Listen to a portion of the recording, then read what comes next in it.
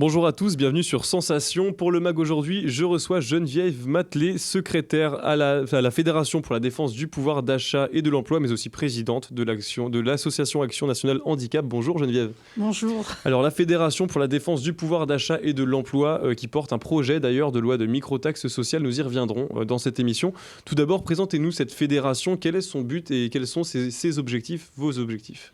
Le but, c'est d'améliorer le pouvoir d'achat du français, si je puis dire, et vraiment du français, puisque sinon, c'est très difficile de mettre quelque chose en place parce qu'il y a Bruxelles derrière, etc. Donc là, c'est un projet typiquement français qui s'adapte aux Français, point barre. Le but, c'est de donner du pouvoir d'achat aussi bien aux particuliers que nous sommes qu'aux entreprises aussi, leur augmenter leur compétitivité, justement. On ne peut pas toucher à la TVA, mais on peut toucher aux charges sociales. Et on a un gros souci actuellement, c'est que la sécurité sociale, on a l'impression qu'elle arrive en phase terminale, si je puis dire. Quand on voit que les hôpitaux publics qui ont vocation à soigner tout le monde vont exiger, si vous n'êtes pas hospitalisé maintenant, de devoir payer 20 € pour votre passage. C'est un petit peu lourd quand même aussi. Donc, ce projet nous permettrait effectivement d'améliorer beaucoup de choses sur le plan sanitaire et surtout de financer la 5e branche de la sécurité sociale, puisque notre population vieillit. Nous avons de plus en plus de centenaires aussi, il faut le dire. Donc, il faut que ces gens-là puissent vivre décemment jusqu'à leurs derniers instants. Notre population vieillit et vit de plus en plus longtemps aussi. Le pouvoir d'achat, c'est l'une des préoccupations principales des Français. C'est indispensable d'avoir des fédérations, des associations comme la vôtre pour défendre notre pouvoir d'achat. Oui, tout à fait. Tout à fait. Et on a été un petit peu entendu, si je puis dire, puisqu'il y a eu des projets de loi qui ont été déposés par certains députés sénateurs. Mais ce n'est pas encore arrivé jusque tout en haut de la tour, si je puis dire.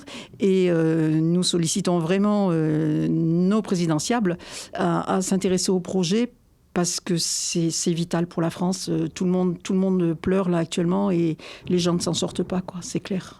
Autre sujet qui devrait être mis beaucoup plus en avant, c'est le handicap. Vous êtes la présidente de l'association Action nationale handicap, association qui fait donc partie des 3 composantes de la fédération. Pourquoi avoir adhéré justement à la fédération ? Alors, juste une petite correction, je suis secrétaire aussi de cette association. D'accord. Le président étant un handicapé. Autant pour moi. Voilà, non mais c'est pas grave, mais malheureusement, il a eu un déplacement personnel de Vannes sur Toulouse qui lui a mis le dos en vrac et il était incapable de bouger ce matin. C'est pour ça que j'assume le secrétariat sur les deux, et que je suis là pour vous répondre. Donc pourquoi avoir adhéré à la fédération ? Parce que justement, avec ce projet de microtaxe sociale, on va pouvoir dégager des fonds à une personne qui a besoin d'un fauteuil roulant. Si vous achetez le fauteuil qui va en institution pour pépé mémé, si je peux me permettre, c'est un fauteuil qui vaut 500-600 € que vous pouvez avoir en location dans les pharmacies, mais qui ne va pas à un jeune, je dirais même que de 20 ans.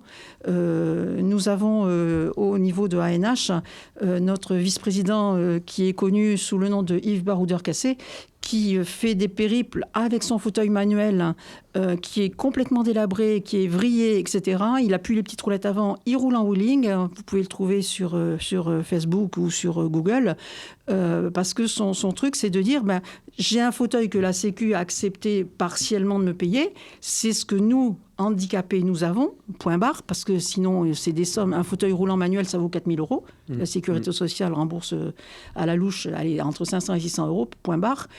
C'est pas possible. Quand on n'a que la hache, c'est pas possible à gérer.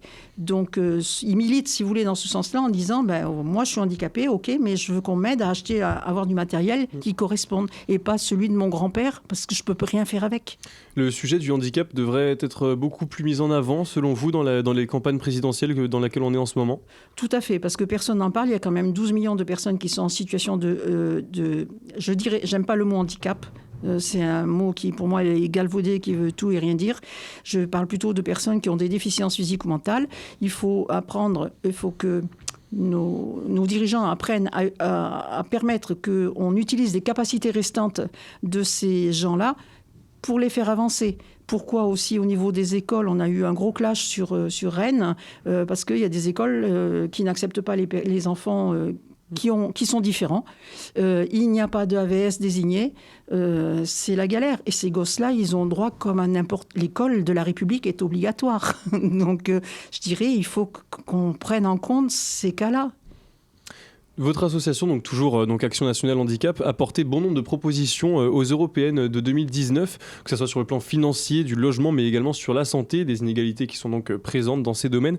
Comment faire entendre la voix de ces 12 millions d'handicapés dont vous parlez ? Alors c'est très difficile parce qu'aussi les personnes qui ont des déficiences comme ça sont, je dirais, alors c'est un jugement qui n'engage que moi, mais qui sont un peu... qui sont gênés en fait de ce handicap et qui n'osent pas se mettre en avant non plus. Et c'est très difficile de les faire bouger. Elles n'arrivent pas à passer le cap, elles sont handicapées, elles ont une étiquette, voilà, c'est tout. Et pour les faire bouger, c'est vraiment très très difficile, quoi. Pour revenir sur la Fédération défense du pouvoir d'achat et de l'emploi, on a évoqué tout à l'heure votre projet de microtaxe sociale. Alors on va en parler du coup. Déjà, premièrement, qu'est-ce qu'une microtaxe sociale ? Alors, c'est pareil, le terme microtaxe sociale, les gens, dès qu'ils entendent parler de ça, ils montent au créneau. Encore des taxes. Non, c'est pas encore une taxe. Il faut prendre la chose à la base. Vous êtes salarié, vous touchez un salaire net.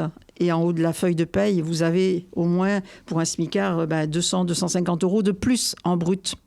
Et ça part, l'employeur le prélève, paye sa part aussi par rapport à votre salaire brut, ce qui double la mise. Grosso modo, on va arrondir les chiffres, on va dire 500 euros entre l'employé et l'employeur, qui reverse aux instances pour la Sécu, pour la retraite, etc., la CEDIC, enfin bref.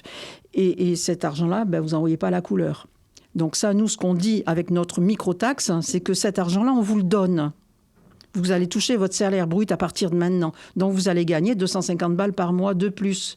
En contrepartie, on a fait des études, notamment avec la Banque de France. Si on taxe, je dirais, à 2% pour faire un chiffre rond, 2% sur un SMIC à 1500 euros le SMIC, on arrondit, ça fait 300 euros. Au lieu de perdre 300 euros, vous allez les gagner. En contrepartie, je vais vous taxer à 2%. Et sur tous les paiements que vous allez faire, je vais vous prendre 2%.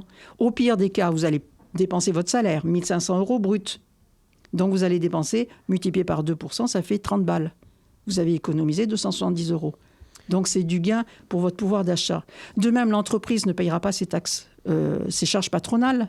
Mais par contre, quand elle va acheter le restaurant qui est en face, là, il va aller acheter sa viande, etc., eh bien, il sera taxé sur ses paiements qu'il va faire, soit par carte bancaire, soit par chèque, par lettre de change, etc.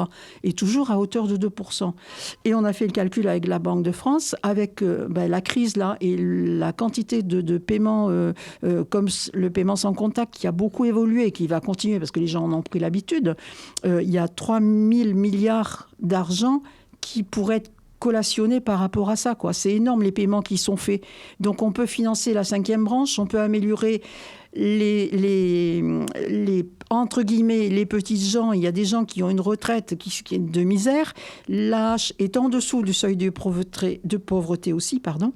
On pourrait revaloriser les choses aussi et puis permettre que les gens puissent avoir du matériel aussi. Et en finançant la 5e branche, peut-être qu'on peut trouver des solutions pour mettre en place pour que les gens puissent rester plus facilement aussi à domicile plutôt que d'aller dans des EHPAD, en plus avec le problème qu'il y a eu là récemment sur Paris, avec Orpea, tout ça. Donc... Vous avez déposé ce projet de loi à l'Assemblée nationale. Qu'est-ce qu'on peut espérer pour la suite de ce projet donc de microtaxe sociale ? Il y a eu beaucoup de retours positifs, mais personne n'a encore pris le taureau par les cornes en disant « Allez, on fait !» Et très brièvement, quels constats vous ont permis d'en arriver là justement à établir ce projet ? C'est à force de voir, je dirais, la misère des gens. Quand les gilets jaunes sont montés au créneau aussi, c'est vrai qu'il y avait un malaise, c'est certain. Ça nous a permis, nous, de rencontrer beaucoup de personnes dépendantes aussi.